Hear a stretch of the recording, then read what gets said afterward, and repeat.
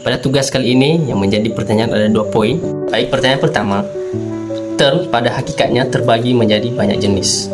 Sebut dan jelaskan 3 dari macam term tersebut, sertakan juga contohnya. Term terbagi atas 3 bagian. Term yang pertama adalah term singular atau tunggal. Term singular adalah term yang merujuk pada satu objek atau entitas. Term singular merujuk pada satu individu atau hal yang spesifik. Biasanya, term singular berupa nama diri atau deskripsi definitif. Contohnya, Prabowo Subianto adalah Presiden Republik Indonesia saat ini. Term Prabowo Subianto adalah term singular yang merujuk pada satu orang tertentu. Yang kedua, term general atau universal. Bisa juga dikatakan term umum. Term universal adalah term ini merujuk pada keseluruhan anggota suatu kelas atau himpunan tanpa terkecuali. Contohnya, semua mahasiswa wajib mengikuti ujian semester. Term semua mahasiswa adalah term universal yang mencakup setiap individu yang tergolong mahasiswa. Yang terakhir atau bagian ketiga, term partikular atau term khusus.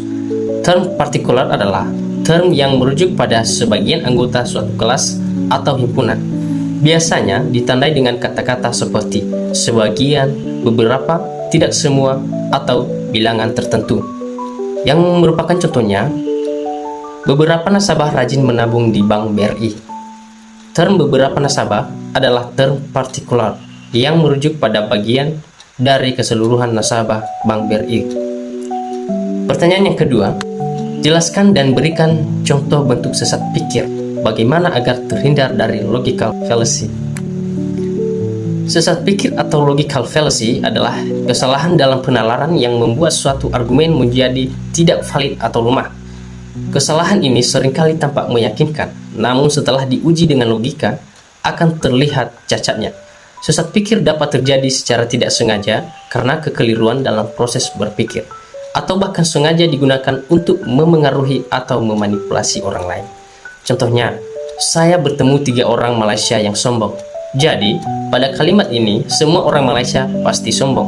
Kesimpulan ini diambil dari sampel yang terlalu kecil dan tidak mewakili seluruh populasi.